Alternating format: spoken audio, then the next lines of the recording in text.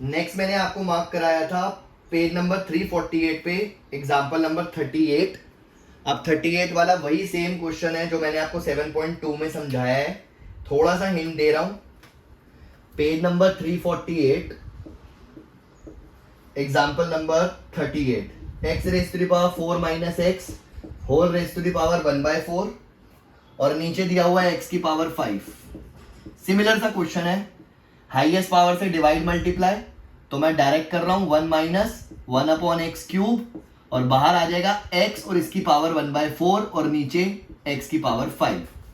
देख लो, x की power 4 minus x को मैंने x की पावर 4 से जब डिवाइड किया तो ये 1 आया और ये माइनस 1/x³ आया, और जब मल्टीप्लाई करा इसकी पावर 1/4 करी तो ये खाली x बचा, वो यहाँ पे रहे। अब मैंने क्या करना है, डिवाइड करने के बाद कॉम्प्लिकेटेड वाले पार्ट को लेट कर लेना है t, ये t हो जाएगा, ये तो कट ही गया 4 पर, dt/dx आ जाएगा 3/x raise to the power 4, dx की वैल्यू x की पावर 4/3 dt, 4 वाली पावर कट जाएगी, 1/3 बाहर आ गया और ऊपर t raise to the power 1/4 dt बचेगा। नॉर्मल इंटीग्रेशन है, खुद से कर लेना। इसके बाद example number 40, very very important, NCERT के मेथड से नहीं करेंगे, थोड़ा सा अलग तरीके से करेंगे, जल्दी सॉल्व होगा और इजी भी लगेगा। log of log x plus 1/log x का होल स्क्वायर। अब एनसीईआरटी में इंटू 1 करके बाय पार्ट लगाया हुआ है, बट हम एनसीईआरटी का कॉन्सेप्ट नहीं यूज कर रहे, थोड़ा सा आसान तरीके से करने की कोशिश करते हैं। लेट कर लिया log x को t, x की वैल्यू हो गई e raise to the power t, obviously log है तो, क्योंकि log और एक्सपोनेंशियल फंक्शंस जो होते हैं एक दूसरे के इनवर्स होते हैं, तो इसलिए log x is equal to t है तो x is equal to e की पावर t होगा। नहीं भी पता हुआ तो ये याद रखना है इस चीज को। हमने डिफरेंशिएट किया dx/dt, तो ये e की पावर t ही रहा और dx की वैल्यू हमारी e की पावर t dt हो गई। अब देखो क्या चेंजेस हुए इस वजह से, integration log t plus 1/t² और dx की जगह e की पावर t dt आ गया। याद आया, सिमिलर सा क्वेश्चन बन गया, लेकिन इसका डिफरेंशिएशन ये नहीं है और इसका डिफरेंशिएशन ये नहीं है, तो हमने अब छोटी सी एक चीज करनी है, e की पावर t बाहर ही रखा, ब्रैकेट में log t के साथ 1/t ऐड किया और 1/t सब्ट्रैक्ट किया, 1/t² को ऐसे ही रखा, इंटीग्रेशन dt। पहले इस चीज को देख लो एक बार, क्या किया मैंने 1/t ऐड सब्ट्रैक्ट करा। अब ये दो क्वेश्चंस बन गए, e की पावर t ब्रैकेट में log t प्लस 1/t, देख लो fx f'(x) minus common e की power t 1/t minus 1/t² dt, again fx f'(x), यहां पर भी dt लिख देता हूं, अलग अलग कर देता हूं, e की power x fx plus f'(x) is e की पावर x इंटू fx, और यहां से भी माइनस है e की power t into 1/t plus c, t को रिप्लेस कर देना log से, तो e raise to the power log x is x, e raise to the power log x is x, तो ये आएगा x log of log x minus e की power log x is again x 1/log x plus c। Book से answer भी match हो गया, integration by part कुछ लगाना भी नहीं पड़ा और बहुत इजीली आंसर भी आ गया। क्लियर, इस चीज को ध्यान रखना। नेक्स्ट एग्जांपल मैंने मार्क कराया था एग्जांपल नंबर 41, ये हमारा एग्जांपल नंबर 40 था, एग्जांपल नंबर 40, और पेज नंबर हमारा ये था पेज नंबर 349, नेक्स्ट वाले पेज पे ही था 349। अब हम कर रहे हैं 350 पेज पे एग्जांपल नंबर 41। अगेन इसको भी इंपॉर्टेंट मार्क कर लेना, बहुत इंपॉर्टेंट है। और जब मैंने ये क्वेश्चन कराया था क्लास में √tan x plus √cot x, page number 350, page number 350 और example number 41, integration √tan x plus cot x, tan x plus √cot x, √tan x plus √cot x। जब मैंने ये क्वेश्चन क्लास में कराया था तो इसके साथ मैंने 4-5 क्वेश्चंस और भी कराए थे, तो प्लीज वो क्वेश्चंस भी अटेम्प्ट कर लेना, खाली √tan x का, खाली √cot x का, और √tan x के अंदर भी 2 क्वेश्चंस और बनते हैं, वो भी सब प्रैक्टिस कर लेना, एक बार सब देख लेना, अगर बाई चांस आ गए तो प्रॉब्लम नहीं होनी चाहिए आप लोगों को। ठीक है, तो हमने यहाँ पर क्या करना है, सिंपल सा तरीका है, साइन कॉस में बदलते हैं। अगेन एनसीईआरटी का मेथड फॉलो नहीं कर रहे। This is sine X by cos X and this is under root cos X by sine X और डी एक्स। एलसीएम ले लिया, रूट में आ गया साइन एक्स कॉस एक्स, और ऊपर देखो इसको इससे मल्टीप्लाई किया तो साइन एक्स और इसको इससे मल्टीप्लाई किया तो कॉस एक्स। अब इसको ना एक फॉर्म समझ के चलना, जब भी न्यूमरेटर में sine X plus cos x दिखे और डिनोमिनेटर में या तो साइन एक्स कॉस एक्स होगा या फिर साइन 2x होगा, या तो साइन एक्स कॉस एक्स होगा जैसे दिख रहा है, या साइन 2x होगा। तो इसको एक फॉर्म समझ के चलना। ऐसी सिचुएशन में आपने क्या करना है, ऐसी सिचुएशन में आपने sign X plus cos x को, जो भी यहां पे साइन होगा उसके उल्टे साइन को टी लेट कर लेना। तो अगर ऊपर by chance sine plus cos है तो साइन माइनस कॉस को टी लेट कर लेना। अगर ऊपर साइन माइनस कॉस है तो साइन प्लस कॉस को टी लेट कर लेना। अब हमने नॉर्मल डिफरेंशिएट करना है। D T by D X is equal to, इसका हो गया कॉस एक्स और इसका हो गया प्लस साइन एक्स। ध्यान से देख लो, ऊपर वाला कट जाएगा, D X is equal to D T upon sine X plus cos X, तो ये तो कट जाएगा। प्रॉब्लम किसके साथ आई, इसके साथ, तो इसकी प्रॉब्लम को भी दूर करते हैं। देखो ध्यान से, हमने जो भी लेट किया हुआ है उसको स्क्वायरिंग कर दो। T square is sine X minus cos X का whole square, T square is A square plus B square minus 2 sine X cos X. ये 1 होता है, उधर गया, या इसी को उधर ले जाते हैं। 2 sine X cos X is equal to 1 minus T square, sine X cos X is equal to 1 minus T square by 2। अब मैंने क्या बोला था, या तो इसकी जगह पे साइन 2x होगा या इसकी जगह पे साइन एक्स कॉस एक्स होगा। अगर साइन एक्स कॉस एक्स है तो उसकी वैल्यू निकालनी सिखा दी। अगर साइन 2x होता तो इसकी जगह पे साइन 2x लिख सकते थे, मतलब खाली 1 माइनस टी स्क्वायर लिखते। अब क्वेश्चन देखो क्या बन गया, ये तो कट चुका है, dt बचेगा, और नीचे अंडर रूट में 1 माइनस टी स्क्वायर अपॉन 2, ये रूट में ही है, तो ये रूट 2 ऊपर ले गए, dt upon under root 1 minus T square, A square minus X square की identity which is sine inverse X, और t की वैल्यू डाल दो under root 2 sine inverse bracket में sine X minus cos X plus C. Answer match नहीं हो रहा तब भी कोई प्रॉब्लम नहीं है, दिस इज करेक्ट आंसर। और इसी के जैसे 2 सिमिलर क्वेश्चन है वो आप प्रैक्टिस कर लेना ताकि आपको समझ आ जाए।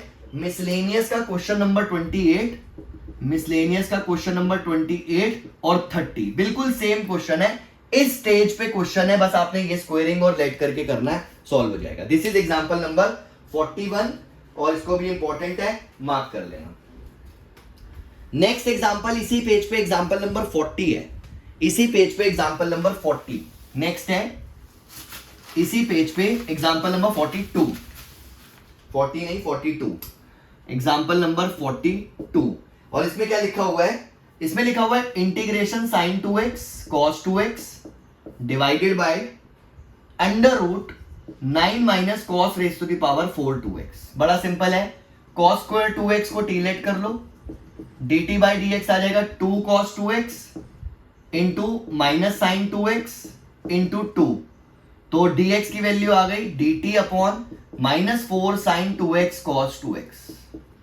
ये dx था यहां पर, ये हो गया कैंसिल, माइनस 1/4 बाहर, dt ऊपर और नीचे 9 माइनस टी स्क्वायर, फिर से वही है minus 1/4 sine inverse x by a plus c, sine inverse t की जगह पे cos square 2x by 3 plus c, ये हमारा आंसर होगा। दैट्स इट, क्लियर हो गया। ये हमारा था माइनस का 1/4 sine inverse cos square 2x upon 3 plus c, same answer आ रहा है। This is example number 42। अगला एग्जांपल पेज नंबर 351 पे दिया हुआ है, एग्जांपल नंबर 43, ये भी बहुत इंपॉर्टेंट है, ध्यान से समझना इसको कैसे सॉल्व करते हैं। -1 से 3/2 x साइन पाई x, मॉडुलस, मॉडुलस वाला आते ही वही कॉन्सेप्ट की मॉडुलस फंक्शन को रीडिफाइन करना है। इसमें एक और क्वेश्चन है x cos पाई x, तो देख लेना, इसकी भी प्रैक्टिस कर लेना, कहीं से मिल जाए तो सैंपल पेपर्स वगैरह में होगा जो भी आप प्रैक्टिस कर रहे हो। x साइन पाई x एनसीईआरटी में इंपॉर्टेंट है, कुछ नहीं करना, रीडिफाइन कर रहे हैं वापस। x साइन पाई x को 0 के इक्वल रखा, तो यहां से एक x की वैल्यू 0 आ गई और एक साइन पाई x 0 हो गया। जनरल सॉल्यूशन लगाया, साइन थीटा जब 0 होता है तो थीटा की वैल्यू होती है n pi where n belongs to z। Pi से पाई कट गया, x की वैल्यू n आ गई और n किसको बिलोंग कर रहा है? z को। n बिलोंग कर रहा है z को, यानी इंटीजर। तो वो इंटीजर जो इनके बीच में आ रहे हैं, 0 को भी देखना है, तो ये हो गया -1 से 0, 0 से 1 क्योंकि 1 भी आ रहा है, और 1 से 3/2। और क्वेश्चन वही रहेगा, sign pi x, x sign pi x और एक्स साइन पाई एक्स। अब पॉजिटिव नेगेटिव देखते हैं। जब हमने यहाँ पे -1 और 0 के बीच की कोई वैल्यू ली -1/2, -1/2 लिया तो दिस इज -1/2 और साइन का -π/2, तो ये पॉजिटिव 1/2 इंटू साइन π/2 हो गया। साइन π/2 इज 1, तो ये पॉजिटिव आ रहा है। ऐसे इसमें भी 1/2 लिया तो पॉजिटिव आ रहा है, इसमें लोगे तो नेगेटिव आएगा। तो लिखना जरूर है, -1 से 0 में x sine pi X greater than equal to 0 है, 0 से 1 में x sine pi X greater than equal to 0 है, और 1 से 3/2 में x sine pi X less than equal to 0 है। अब जब ये दोनों ही पॉजिटिव है और एक के बाद एक आ रहे हैं, तो लिमिट्स को मर्ज कर दो। -1 से 1 x साइन पाई एक्स, 0 का कोई काम ही नहीं है क्योंकि इसमें भी पॉजिटिव इसमें भी पॉजिटिव, तो -1 से 1 तक कोई चेंज नहीं है, पॉजिटिव है। तो इससे मैंने एक साथ लिख दिया 1 से 3/2 x साइन पाई एक्स, ये आ गया dx।